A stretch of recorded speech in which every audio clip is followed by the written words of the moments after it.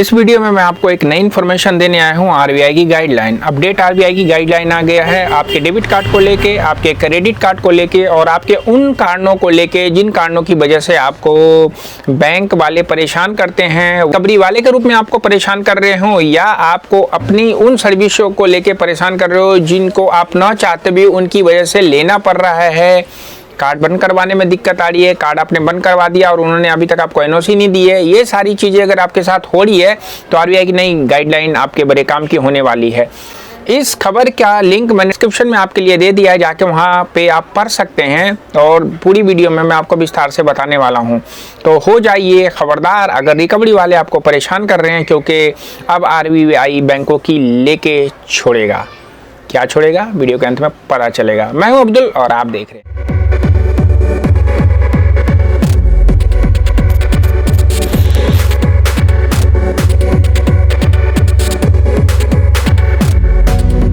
कैसे हो आप लोग, स्वागत है आपका एक नई वीडियो में।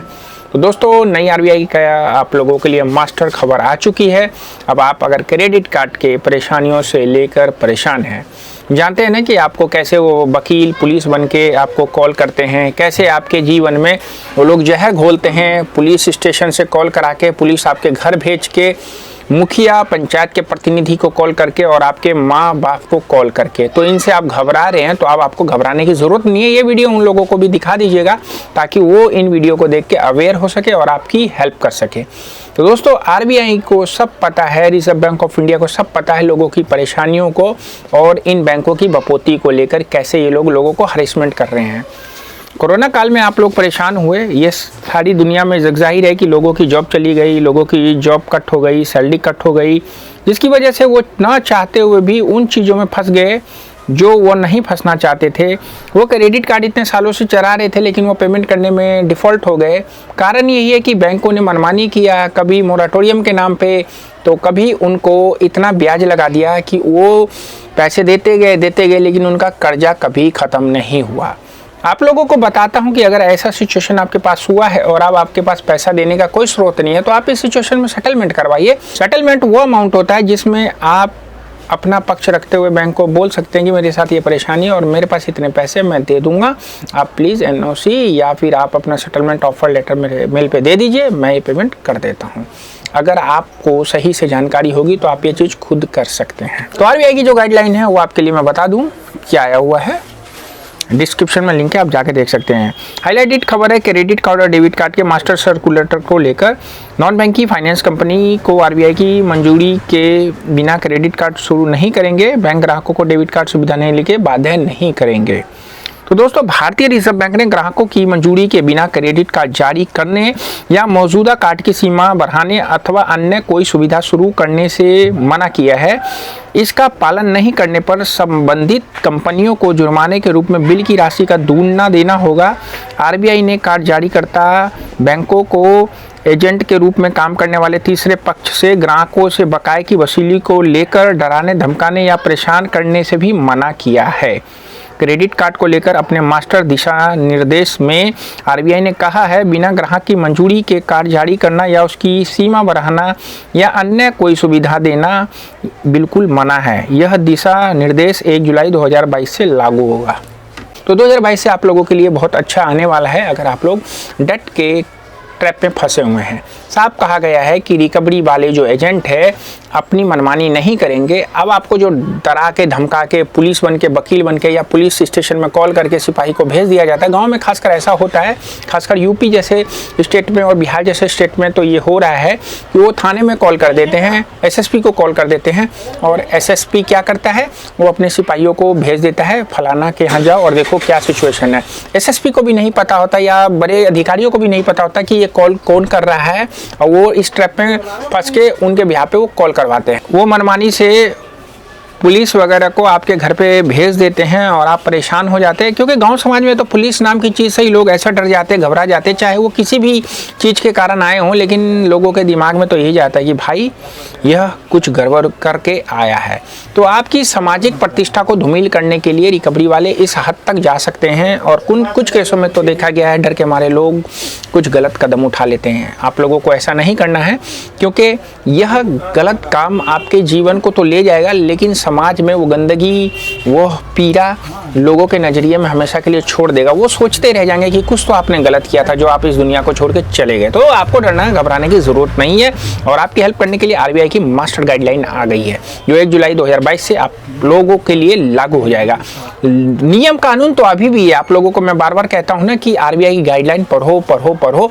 नहीं पढ़ा है, डिस्क्रिप्शन में लिंक है, व्हाट्सअप है, आओ मैं बताऊंगा, भेजूंगा, आप पढ़ो और उनसे आप लड़ने की कोशिश करो जो आपको टॉर्चर कर रहे हैं, परेशान कर रहे हैं। क्योंकि वो बैंक नहीं है, बैंक के झूठ मूठ के रिप्रेजेंटेटिव है जो आपसे पैसा ऐंठ के कुछ खुद कमाना चाहते हैं और कुछ बैंकों को देने चाहते हैं। तो आप लोग आरबीआई की गाइडलाइन को पढ़िए। दूसरी बात जो इसमें कही गई है कि आप लोगों का जो क्रेडिट कार्ड होता है या डेबिट कार्ड होता है या कोई ऐसी सर्विस होती है जो अपने आप एक्सपायर हो जाती है या फिर आपका वो लिमिट इनहेंस कर देते हैं क्रेडिट कार्ड में बिना आपसे पूछे हुए, तो अब उनके पास बिल्कुल प्रॉपर एविडेंस होना चाहिए ये चीज़ उन्होंने किया है बिना पूछे आपके। अगर वो कर देंगे तो जुर्माने की राशि आपके क्रेडिट कार्ड के लिमिट से दुगुना वसूल करवा सकता है बैंक। अगर आप नोडल ऑफिसर्स में मेल करके अपनी पक्ष को रखें ना, अगर वो आपका सॉल्व करें तो आप बैंकिंग ऑफ डोमेंट्स में या आरबीआई की जो मतलब वन स्टॉप सॉल्यूशन आ गया है, आप उसमें जाके अपनी कंप्लेंट को रख सकते हैं। देखिए, कुछ करेंगे तो कुछ आपके साथ होगा, कुछ नहीं करेंगे हाथ पे हाथ धर के बैठे रहेंगे तो भैया कुछ नहीं होने वाला है। तो आपके क्रेडिट कार्ड की लिमिट बिना पूछे नहीं भरा सकता बैंक। आपने अपने क्रेडिट कार्ड को बंद करवा दिया है, 7 दिन में बैंक को एनओसी देनी पड़ेगी।